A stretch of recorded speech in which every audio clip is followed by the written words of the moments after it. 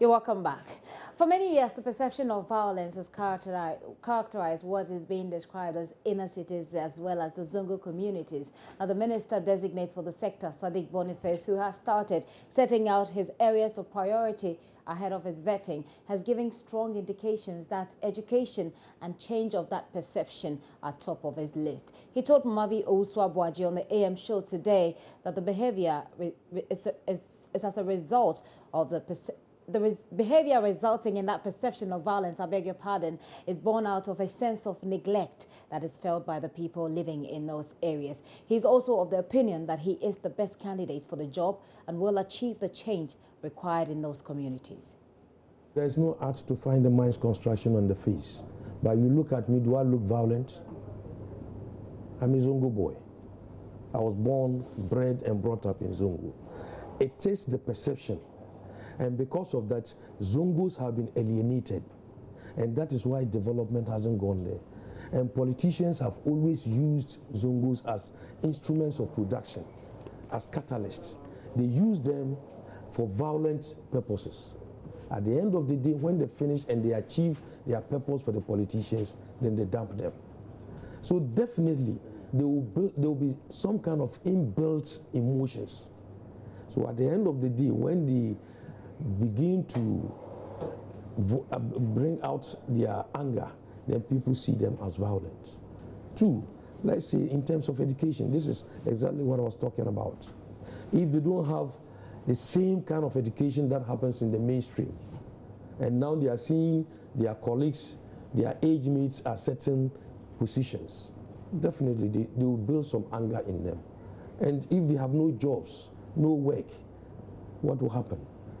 The devil will always have jobs for the idle hands. And I can tell you, there are a whole lot of things that you can address that will help change the people in the Zongos. They are not violent. As far as I'm concerned, Zongo people are not violent, but they feel that you cannot use them and dump them. This is the problem. And I believe that His Excellency the President has thought through it. And it's not just to satisfy the manifesto wish. It is very important, something that must be eternal. If you introduce this, we must have genuine people to handle that sector. I believe that as far as I'm concerned, I have been challenged. And I'm an achiever, I won't hide it. Right from day one, you can check from my background. I have served in President Kufuor's government, and I'm always grateful to him for making me what I am today. Because in the first place, he was the one who identified me when I came to Parliament as an independent person, chose me and challenged me, first to Minister of Trade, then to Minister of Tourism as Deputy Minister. The third one was Northern Regional Minister. When people were being called and being asked to go to Northern Region, they couldn't. They didn't want to hear the name Northern Region because of the crisis there. At that time, the crisis of Dagbon was at its peak. I was then a very young man. I was taken there. I accepted the challenge, ended up in Berin Yana, bringing peace. I installed the regent, who is still there today. I was challenged again in Ministry of Manpower, Youth and Employment. I ruled out youth employment when people were saying it was job for the boys. Now it has come to stay. You see how it is. During my time in Ministry of Manpower, Youth and Employment, there was no strike in this country for 1.5 years. I ensured things went as it was expected. Finally, I was challenged to Ministry of Works and Housing. People saw what I did. I do my job not thinking of the monetary aspect of it. I want to vindicate whoever has chosen me and put me in a place.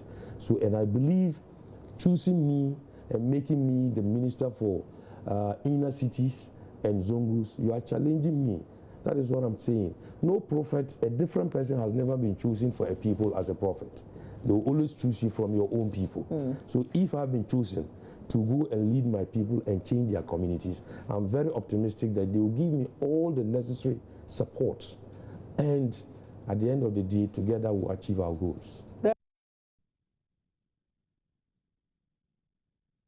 That's Mr. Boniface there. Well, sanitation, however, seems to dominate the wish list of many of those who live in these communities, at least from the perspective of those that we have engaged so far on our various platforms. Now, here is a catalogue of conversations from some of our engagements with people living in these communities on their own expectations of this ministry.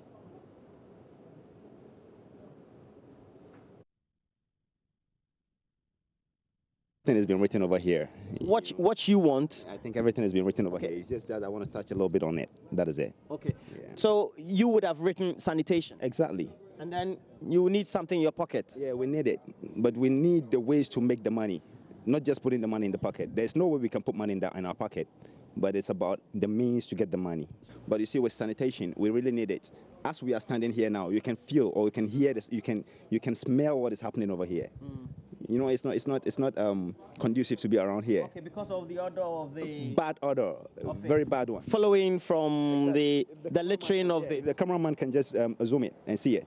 You see.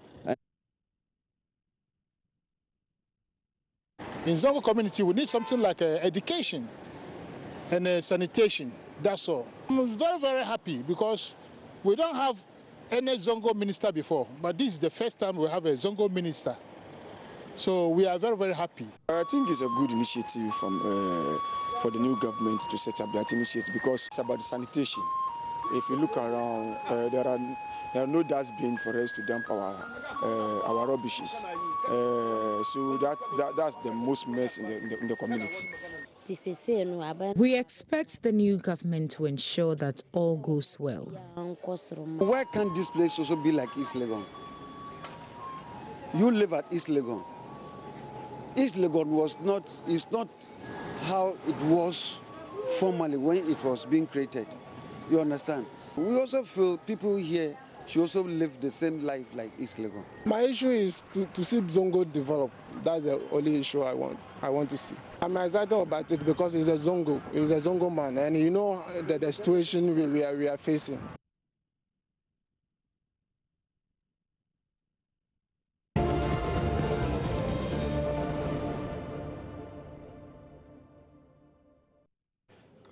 Okay, so are these really representative of the needs and challenges facing the people who live in these areas? That is a conversation that we're going to have. And also, how can this ministry succeed? I've got on the telephone line now Nat Nunu Amatefio, who is a former mayor of Accra. Very soon I'll have Kojo Anani, who is programs officer and a community liaison with the People's Dialogue, which is an NGO which works with slum dwellers as well. I also have Kande Yusuf, who is a community leader at Agbogloshi. Join me for this discussion. Let's start with Mr. Amatefio, who is on the line at this moment. Hello, sir. Thank you very much for your time. Oh, he is live with me. Thank you very much, sir, for your time here on the Pulse. Yes, I am live and I'm hearing everything you say, Matilda. I think I'm having a bit of a challenge with your voice. It's not that audible. We might have to work on that briefly. We'll be right back. Please stay with us.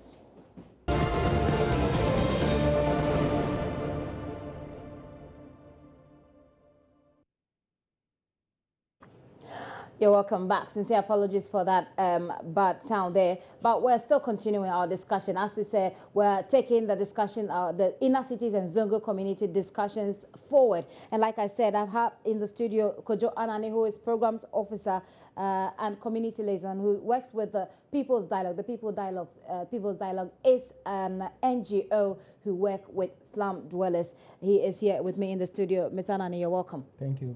Thank you very much for coming. Also in the studio with me is Kande Yusuf. Kande Yusuf is a community leader at Agbogloshi. You're welcome, ma'am. Thank you. Okay. Now, I don't know if you have heard the minister designate for the sector that concerns you, but I believe you follow the discussion and you know. Let me start with you, Mr. Anane. For about 10 years, you've been working on this, liaising with the people who live in these communities. The minister has said that the perception about the perception of violence, that the people think that people who live in these slum areas are usually violent. He has explained that one of the things that he wants to do is to bring education to these areas and work on that particular perception. You have worked with these people on the ground. What would you say the main issues are for them? What are the main areas, the main challenges that they're looking forward to get solutions to from this ministry? Thank you very much, Gifty. Over the years, we have worked with the people who live in slum. I mean, like you rightly said, I work with People's Dialogue on Human Settlement. I mean, People's Dialogue for short, who have been working with the slum communities and those who live in informal settlements. We have been in this community, like we have said, over a decade. You know, I mean, clearly, the issue that you see that Old Fadama, for one, which is a slum, it's a squatter settlement. And the challenge is just the exclusion, you know, voice, representation. These are some of the challenges. And like you rightly, the minister rightly said, the perception right there is that these people are violent, these people, it's the perception.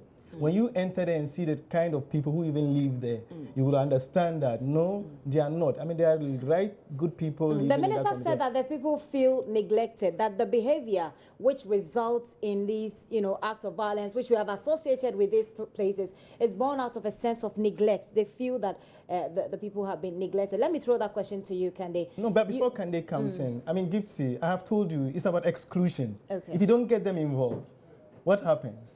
Right, people who live there, you also contribute to the development agenda. They contribute to the growth of the economy of Ghana. Even the carriers who live in the slum communities will carry goods and they are paid. They pay revenue to the city, yet they are not recognized. If some of these things do occur, what do you expect? What kind of recognition are you talking about? Well, they should recognize the fact that they are also human beings. They have a right to live. But nobody is preventing them from living. Well, I mean, the issue of threats. One of the key challenges is the issues of threats. Threats? Threats of eviction. You know, you're not supposed to live there. And the minister, I'm so happy with the minister who has been nominated there because we have worked with him before. When he was the Minister of Water Resources, Works and Housing, and the issue of the relocation of that place came.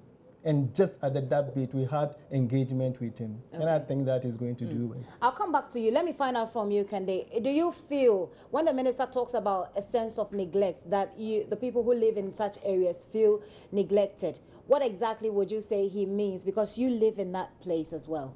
Oh, thank you. Yes, we've been neglected in that area because nobody is recognizing any slum dweller. Especially people live in Old Fadama and Agbebroshi. What we want we want them to hear our voice. Okay. Yes. And what is in the voice? What are you telling them? They can hear your voice, but exactly what do you want them to hear? We want them to know that we have a right for education. Okay. Right for electricity. Okay. Right for everything. We need that. Okay. So one of the things that we've been talking to people, and like we put together a catalog of what people have been saying, what they have been saying, their expectations of this ministry are. Some of them say sanitation. In fact, sanitation is on top of it. Some of them say education. Some of them say Islamic education. Some of them say healthcare. Some of them say they want money in their pocket. What do you say? Is this representative of the issues that are confronting the people who live in these areas? If you ask me rightly, what I would just tell you, Gifty, is that the issue of the inner cities and the slums just has to do with slum upgrading. Slum upgrading. And upgrading encompasses the issue of sanitation, the issue of water, the issue of drainage, the issue of health facilities. When you talk about slum, what are you talking about? Places, deprived communities that lack basic social amenities. We have overcrowded there. Issues of health, you understand. And so for me, the key issue that would help the inner city is about upgrading.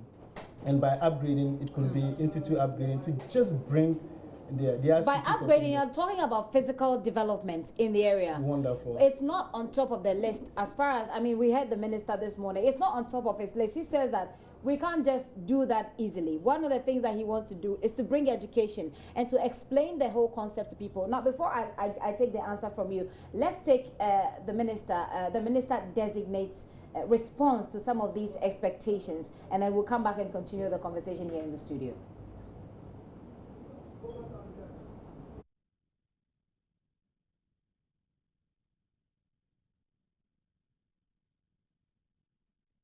Would we have the places look at like cantonment? Somebody's put it cantonment, Laboni, airport residential. We need to be honest with ourselves. This is not what we intend to do. pulling down houses and building high skyscrapers. No. First of all, education must take place. We must sell to them the ideas why the president is creating the ministry. First of all, if you're talking about a housing scheme, if we need to be honest with ourselves, there must be proper layouts in all the Zongo communities. You go to a place like Medina, the layout is perfect.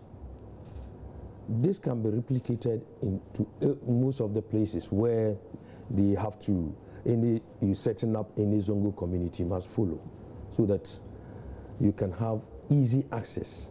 There are parts in some parts of Zongos in Greater Accra. Sometimes I fear for myself in case of any fire outbreak, because you cannot have access into those areas. I won't mention the names, but they know. You see how it is. So it is very, very important that we are able to show all these things. We are not just coming like we're talking about Zongo Development Fund. We are not coming to say line up and then I'll begin distributing money. Like the gentleman said, I shouldn't divert money into Hajj. If I have money, my personal money, and I want to send you to Mecca, that is a different thing. But I'm not going to use government resources to say, hey, you Zongo people, get ready. I'm taking you to Mecca so that when you come, you vote for my government. This is not what we are coming to do. If that fellow has that perception, then I'm telling him that he should forget it. That is not benefit for you. I'm not going to divert government resources for such a thing. It is very, very important that we realize, for example, within the Zongo communities, I heard somebody asking about this Islamic teachers and other things. I introduced that model under voluntary service where Islamic instructors were being paid. Go and check. Immediately, our administration came to an end. They scraped off that thing.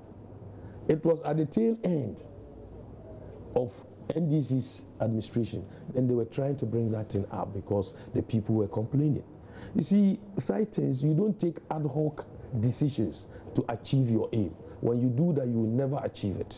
So those things, for example, we are talking of enhancing education. Definitely such people will have to be considered. Islamic instructors, teachers, you motivate them, then they give out their best. This is what you do. But you don't take ad hoc decisions. And whatever we're going to do, we have to look at the short term, medium term, and long term gains of the ministry.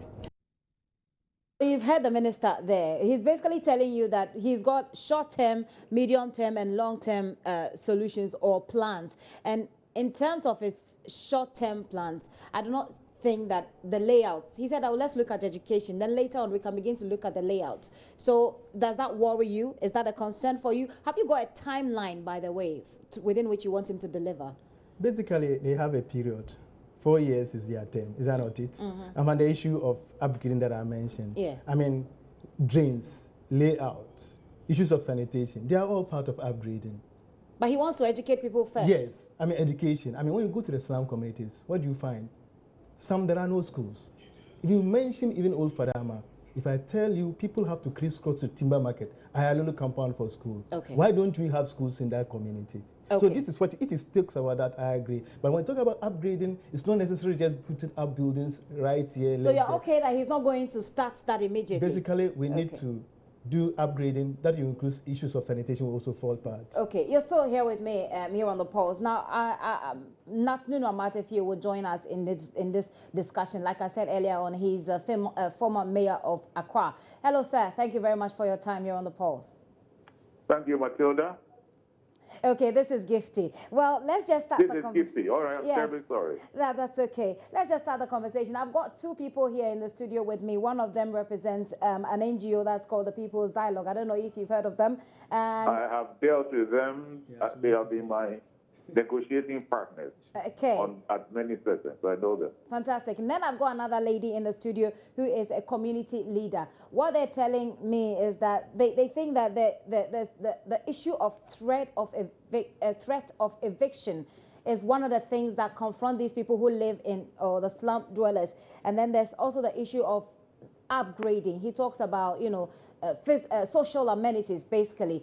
For you, what are the main areas that this ministry should tackle, and what would make it successful? It's an extremely complex undertaking because according to UN Habitat, easily 70% of the residents of Accra live in substandard housing, in substandard areas. Now, in certain parts of the city, like in the Zongos and in the old indigenous area, it's quite obvious the degradation and the breakdown of the community and the neighborhood. But this structural degradation goes on right across the city, even in some of our posh areas, like the airport residential area, cantonments, you will still find pockets of this. So,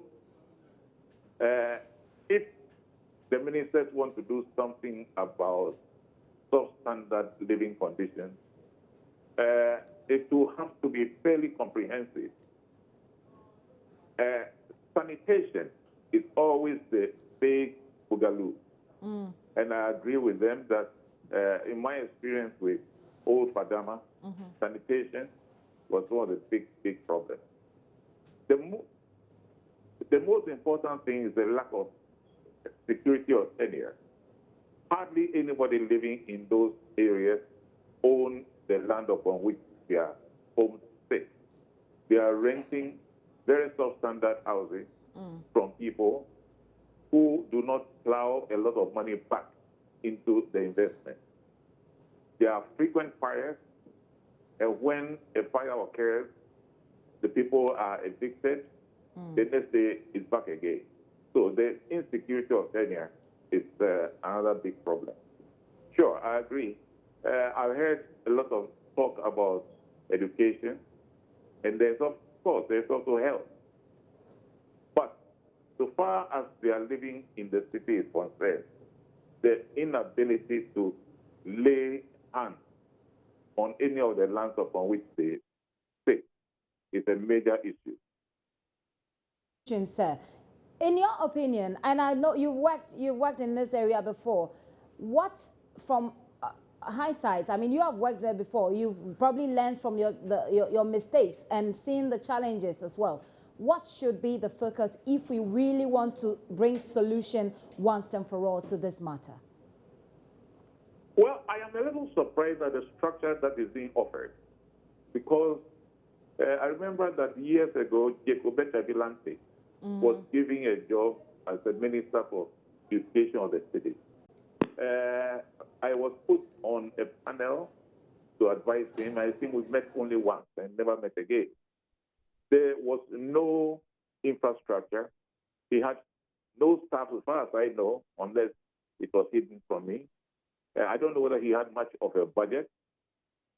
If this is going to work, it will need a lot of political support, because it will go across several municipal assembly lines, and there will be the inevitable fight for term, especially if people see that there are financial flows going through it. And whoever is handling this will need a lot of political support that cannot be sabotaged. How can he get that kind of support? If you were to advise him, how can he get that support easily? Make sure that he has a strong support in the constituency among the people for whom he is supposed to be rendering this service. Okay. That they can make their voices heard at the highest level. Right now, in this city, there's a lot of press present. Anything that happens, the president and his cabinet can be made aware of it when people go to the press and complain. Whoever is giving this job must be very adroit in using the press to further his agenda and the program of his constituents. So you're basically saying that, and in this case, we have a specific person. We're talking about Mr. Boniface here.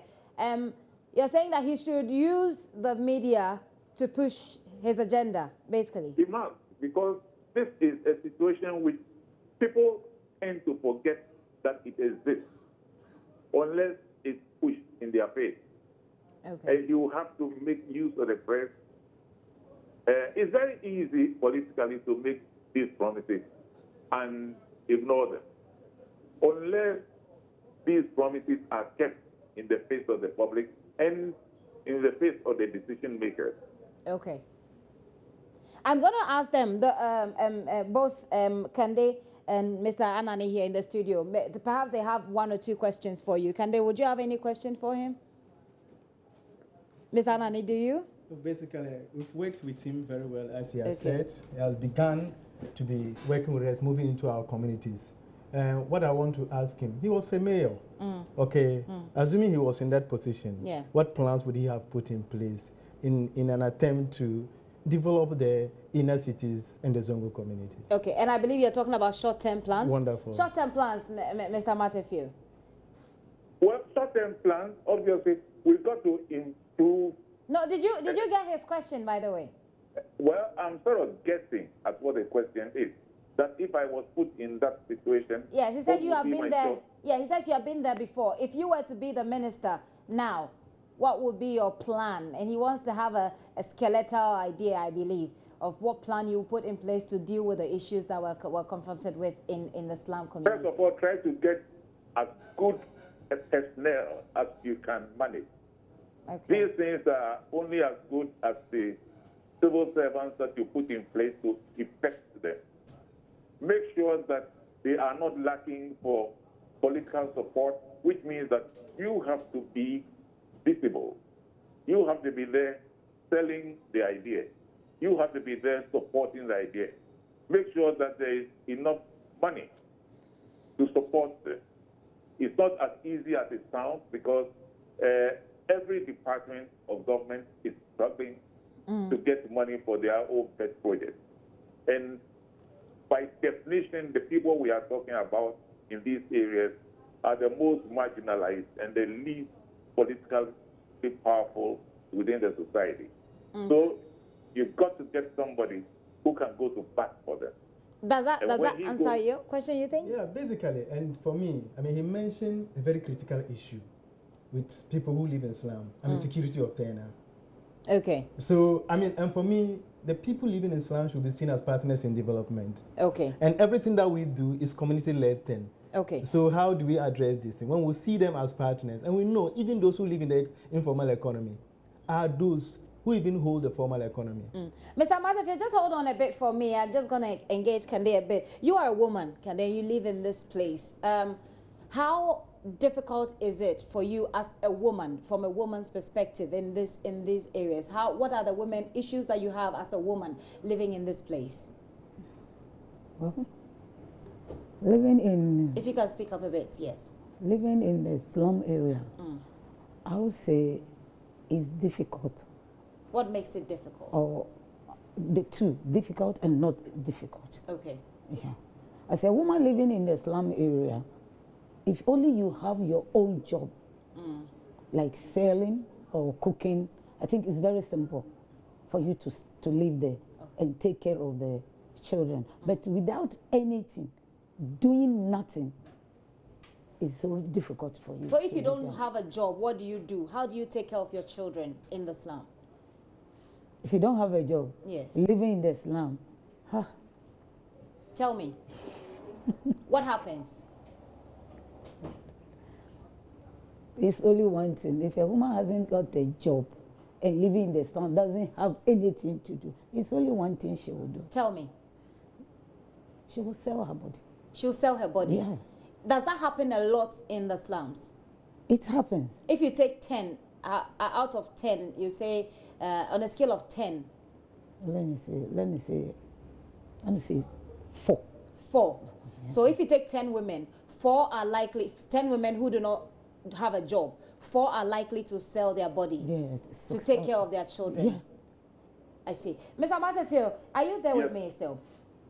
Yes, I don't know how many women sell their bodies in the slum, so don't address that question to me. No, I won't address that to you, but if we are to solve that problem, if we are to get jobs for women, or if we are to look at women, you know, as people who live in this community and how to address issues confronting them, what would you suggest the minister should do?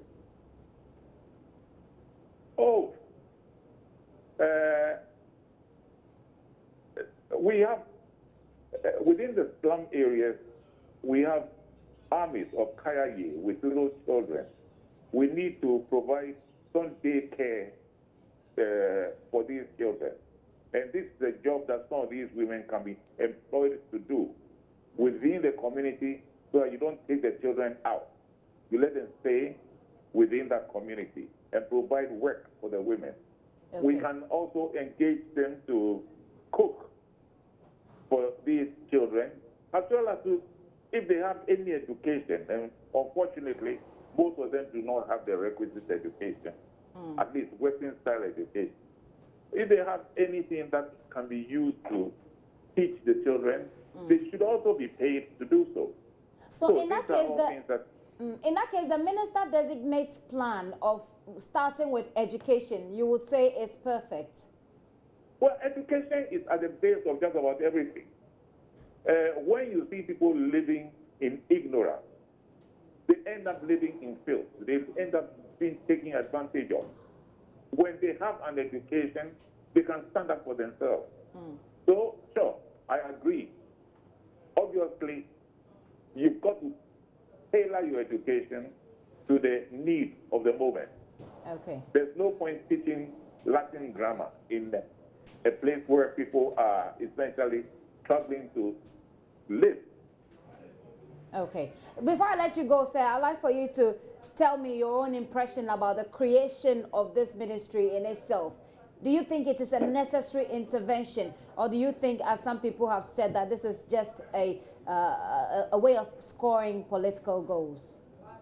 Well, it is necessary to the extent that it shows that somebody is trying to think of fresh approach to an old problem. This problem has been there for a very, very long time. As I told you, the president had asked Mr. Jacobet Chevilante, the late Jacobet Chevilante, to head a ministry for the unification of modernization, yes. Yeah, modernization, which really came down to the same thing. And before then, there had been other such interventions. Okay. So we cannot have enough of them. We must not stop trying to reach out to make life better for people who live in these communities. Because there are more of them. I read statistics, and one of them states that at least 70% of the people within this city live in slum conditions. Okay. When you're driving along the main road in your fast car, you don't see the houses behind the street side car. But they are there. Are you there. Are you optimistic from where you sit now that this ministry will succeed or can succeed? This particular ministry may not succeed, it may succeed, but I think that so long as somebody does not give up and keep trying to create these ministries, to keep the public aware that we have a problem that needs to be tackled. That for me is the important thing. Okay. I'll say a very big thank you to you, sir. Many thanks for your time here on The Pulse. Nat Nunu Amatefio is former mayor of Accra, joining us in this discussion. Like I said, we're taking the Zongo and inner city community discussion a step further. And I've got here in the studio with me still Kojo Anane and Kande Yusuf. I'm going to let you go, but let me just find out from you. I asked if you had timelines for the minister. You said they've got 4 years. Within the 4 years, you don't have any timeline until after 4 years? Basically, you know, everything that has a beginning has an end. And so we are looking within the first 6 months, whatever plan they will outline for me to help curb the issues of slums, the issues of Zongo community. Like Mr. Nat Nunu said, you know, when you look at the UN definition of slum, then you run 70% of Accra into slum or substandard structures. So what are we talking about? So there are packets of them in slum.